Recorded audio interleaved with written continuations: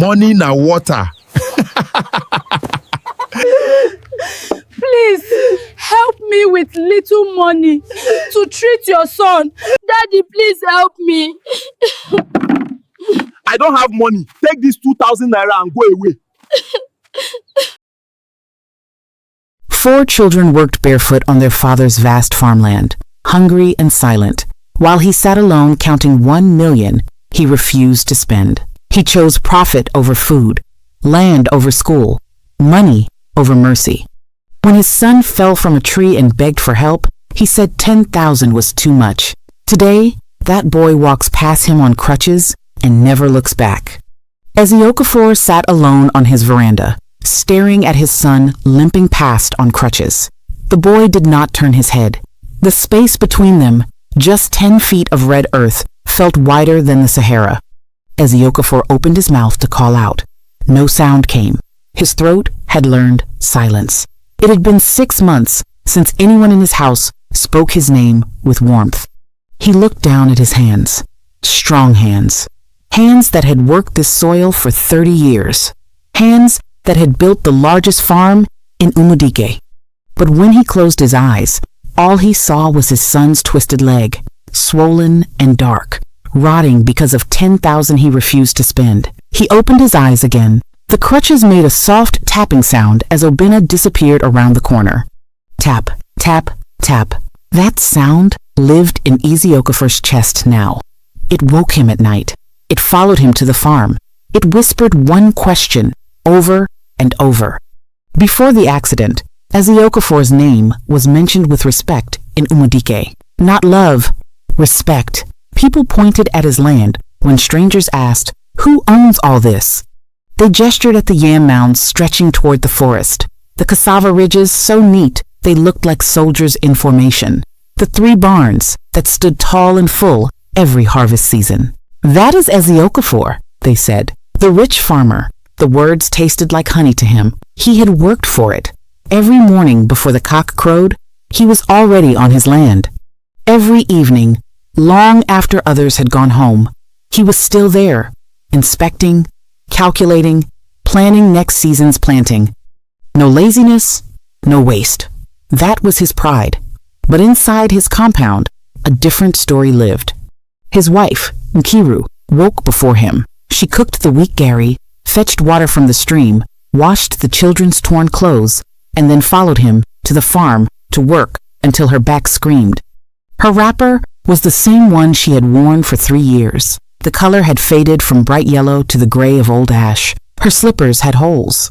When the rains came, her feet were always wet. She never complained aloud, but her eyes had stopped smiling. Their 4 children, Obinna, Arayes, Chidi, and little Ngozi, did not go to school. Every morning, while other children walked past their gate carrying school bags and laughing, Okafor's children picked up hoes. School is for people who have nothing. Okafor told them, "This land is your inheritance. This is what will feed you when I am gone. Learn it well." Obinna was 13. His arms were thin, but he tried to be strong. He wanted to please his father. Arayes was 11. She worked quietly, but sometimes, when she saw other girls in their uniforms, she stopped and watched until her father shouted her name. Chidi was 9. He cried easily, especially when his stomach hurt from hunger. Ngozi was 6. She did not understand yet why life felt so hard. One morning, Arayes stood at the gate longer than usual, watching a girl her age walk by in a clean blue uniform, carrying textbooks. The girl waved at her. Arayes lifted her hand halfway, then dropped it. "Arayes!" Her father's voice cracked like a whip. "The yam needs weeding!" She picked up her hoe and followed him. That evening, she asked her mother, "Why can't we go to school like other children?" Nkiru was stirring the watery soup. She stopped. Her hand trembled slightly on the wooden spoon. "Your father believes the farm is better, but I want to read books. I want to write my name properly." Nkiru turned to her daughter. For a moment, something broke in her face. Then she smoothed it away. "When you are older, you will understand." But Arayes saw the lie in her mother's eyes. At harvest, Okafor sorted everything with precision. The biggest yams smooth heavy, perfect, went into baskets for the market. The best cassava, the cleanest rice, the finest vegetables loaded onto trucks, sold for top price. What came home was different. Cracked yams, cassava with black spots, gari that had stones in it and tasted sour, vegetables too old to sell. This is for the house, he said, as if it were normal. Nkiru boiled the cracked yams. She pounded the old cassava. She cooked soup with more water than anything else, a few leaves floating on the surface, like lost boats. No meat, no fish. Sometimes, just salt and pepper. The children ate silently, scraping their bowls clean, still hungry when they finished. Chidi once asked, "Papa, why do we not eat the good yams?" Eziokafor looked at him as if he had spoken blasphemy. The good yams are money. Money is what keeps this family standing. You think food appears by magic? Someone must be wise enough to sell so we can survive tomorrow. But I am hungry today, Chidi whispered. His father did not hear him, or pretended not to. At night, Eziokafor sat on his mat and counted money. He kept it in a metal box buried under his bed. 1 million. 1 million naira. He smiled as he touched the notes, crisp and new. This was security. This was power. This was proof that he had won. While his children slept on thin mats with empty stomachs, he counted. And in the next room, Nkiru lay awake, staring at the ceiling, too tired to cry. Sometimes she thought about leaving, taking the children and going to her sister's house in the next village. But where would they go? What would they eat? At least here, there was a roof. At least here, there was something, even if it was broken. So she stayed, and every day, a small part of her died. It was a Thursday. The sun was high and angry, the kind of heat that made the air shimmer. Abena was sent to climb the palm tree near the eastern edge of the farm. They needed palm fruits for oil. His father stood below, watching. Climb fast. Don't waste time. Abena wrapped the climbing rope around his waist and began to ascend. His arms shook. He had not eaten well that morning, just a small ball of gari and water. His stomach cramped as he climbed. His vision swam. Halfway up, he paused to catch his breath. "Why are you stopping?" his father shouted. "Climb!" Obina gripped tighter, but his hands were slick with sweat. The world tilted. He tried to hold on. One moment, he was climbing. The next, he was falling. The world spun sky, earth, sky, earth. Then the sound was wrong, too loud, too final. Obina hit the ground, and his leg folded in a way legs should not fold. He tried to scream, but the pain stole his breath. Then the pain found him, and he screamed so loud the birds scattered from the trees. "Mama, mama." Nkiru dropped her hoe and ran. Her feet barely touched the ground. When she reached him, she saw it. His leg, twisted, the bone pressing against the skin in a place it should not be. She knelt beside him, shaking. "Obina, my son, my son." Eziokafor walked over slowly. He looked at the leg. He looked at his son, writhing in the dirt. He said, "Can you stand?" Nkiru turned to him, her face wild. "Stand? His bone is broken." "Then we will carry him home and treat it. He needs a hospital." "Hospital for what? For bone?" "They will collect money and do nothing. We will use herbs." "Eziokafor, this is your child." "I said no." They carried Obina home. His screams echoed across the farm. The neighbors heard. They came to their gates and watched the procession the boy carried between his parents, his leg dangling at an unnatural angle. They shook their heads, but said nothing. Not yet. Nkiru sent for the herbalist. The old man came, looked at the leg, and shook his head. "This is not for me. This bone is badly broken. He needs a hospital." "How much?" Nkiru asked. "They say 10,000, maybe more." She ran to her husband. He was standing in the barn, checking his yam harvest as if nothing had happened. "Please," she said. 19,000. Just 19,000. Eziokafor laughed. Not a happy laugh. A bitter, disbelieving laugh. 10,000? For a leg that is not even cut off? Is he dying? He is in pain. Pain passes. Bones heal. The herbalist wants money. That is all they want. We will use leaves and prayers. Eziokafor, this is your son. I know he is my son. That is why I will not waste money when herbs will work. Do you think I am made of money? Do you think it grows on trees? You have money. I know you have money saved. His face went cold. That money is not for spending. It is for emergencies. This is an emergency. This is a broken bone. Bones heal. That money is for when something truly serious happens. Nkiru stared at him. In that moment, she saw him clearly for the first time in years. She saw a man who loved money more than he loved his children. She turned and walked back to the room where Obinna lay moaning. She wrapped the leg herself, leaves and cloth soaked in hot water, just as the herbalist had instructed before he left. She prayed, and Obinna screamed through the night. Days passed. The leg did not heal. It swelled larger. The skin turned dark purple, then black at the edges. A smell came, sweet and sour and wrong. Nkiru changed the wrapping every few hours, but each time, the smell grew stronger. Obinna stopped screaming on the third day. He just moaned softly, his eyes half closed, his skin burning with fever. Little Ngozi asked, "Why does brother smell bad?" No one answered her. Adais sat beside Obinna and wiped his forehead with a damp cloth. She did not cry. She just stared at her father whenever he entered the room, her eyes full of something that looked like hatred. Chidi stopped eating entirely.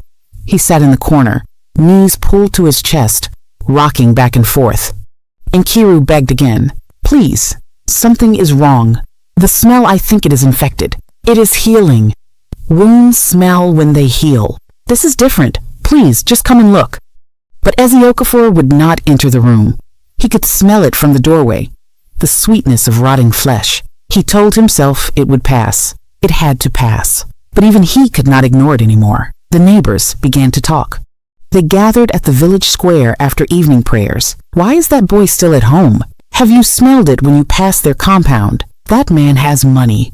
Everyone knows. Why is he doing this? It is wickedness. Plain wickedness." On the 8th day, the elders came to his house. 3 of them, old men with faces like carved wood. They did not greet him warmly. "Eziokafor," the eldest said, "we are taking the boy to the hospital, now. I am his father. I will decide. And we are this village. We will not watch a child die because of stubbornness. He is not dying." "You can smell him from the road," another elder said quietly. "That is the smell of death coming. We are taking him." They put Obinna in a car and drove him to the hospital in town. Nkiru sat in the back, holding her son's burning hand. Eziokafor stood in his compound, watching them leave. For the first time, something cold touched his heart. Fear. The doctor took one look and called for the surgeon. Nkiru stood in the hallway, holding herself, her body shaking. Other patients and their families glanced at her, then looked away quickly. After what felt like hours, the doctor came out. His face was tired. "The infection has spread to the bone. Osteomyelitis. If we do not remove the leg below the knee, the poison will reach his blood. He will die."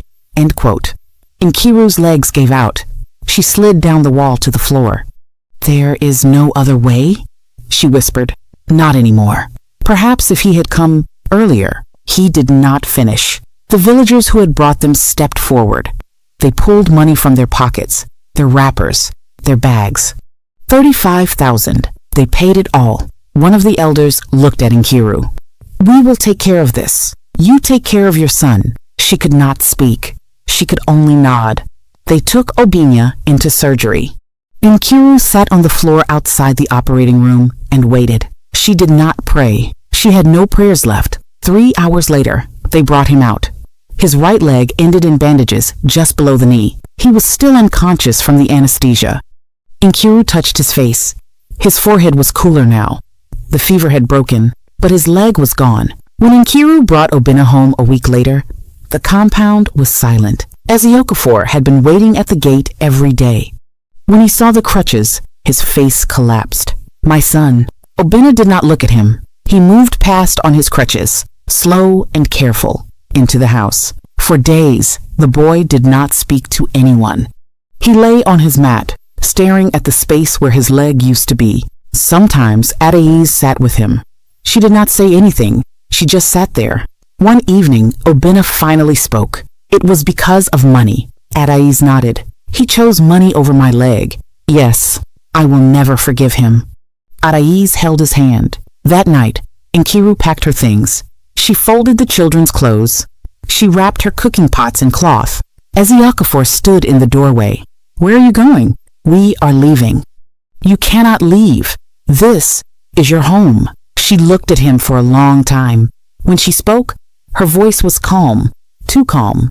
This was never a home. It was a farm that happened to have people in it. Nkiru, you chose money over your son's leg. What will you choose next? Their lives? She walked past him. The children followed. Adais did not look back. Chidi cried softly. Ngozi held her mother's hand. Obinna came last, moving slowly on the crutches the hospital had given him. When he reached his father, he stopped. As Okafor reached out, "Forgive me," Obinna looked at the hand, then at his father's face. "It was not you who saved me," he said quietly. "It was the village." He limped away. The gate closed. As Okafor stood alone in his compound, word spread quickly in Umadike. Not gossip, fact. As Okafor had 1 million naira saved. He let his son lose his leg over 10,000. The market women stopped buying his produce. "I will not cook food touched by greed," one said. Others nodded. His yams rotted in the barn. The elders called a meeting in the village square. As Okafor was summoned, he stood before them, and for the first time in his life, no one looked at him with respect. The chief spoke. "We have seen men love money. We have seen men love land. But we have never seen a man love them more than his own blood." Another elder added, "You are rich in yams, but you are the poorest man in this village." They did not banish him. They did not curse him. They simply stopped seeing him. As Okafor sits on his veranda every evening, his barns are still full. His land is still wide. The money is still buried under his bed, untouched. But his house is silent. No laughter. No cooking smells. No children's voices. Sometimes he sees Obinna in the village. The boy, no, the young man, now moves slower than others. But he moves with purpose. He works. He helps his mother. He does not beg. He has learned to use the crutches so well, they are like part of his body. People respect him. They greet him warmly. They offer him work. And he never looks at his father. As Okafor has tried to speak to him 3 times. Each time, Obinna walks past as if he is air. Last week, as Okafor went to Nkiru's sister's house, where they now live, he stood outside the gate. "Please, let me see them. Let me apologize." Nkiru came to the gate. She did not open it. She looked older, but her eyes were clearer than they had been in years. "You want forgiveness?" she asked. "Yes." "Then go and buy back his leg." She went inside. Tonight, as Okafor counts his money again, 1 million. He stares at it. It does not smile back. It does not speak. It does not fill the empty rooms. He puts it back in the box and buries it again. Outside, the moon is full. Somewhere in the village, he hears laughter, children playing, families gathering for evening meal. He listens to the sounds of life happening around him, sounds that no longer happen in his house. He thinks about going to them again, to Nkiru, to Obinna, to his other children. But what would he say? "I'm sorry" seems too small for what he has done, and "forgive me" seems like something he has no right to ask for. So he sits, and he waits. For what? He does not know. Perhaps for time to erase what happened. But time does not erase. It only adds distance. And the distance between him and his family grows wider every day. He closes his eyes, and in the darkness, all he hears is the soft tapping of crutches, walking away. Asterisk. Tap, tap, tap. Asterisk. Forever walking away. In the end, as Okafor lost everything that mattered, his wife, his children, and the respect of his community, while the money he loved so much remained useless in his hands.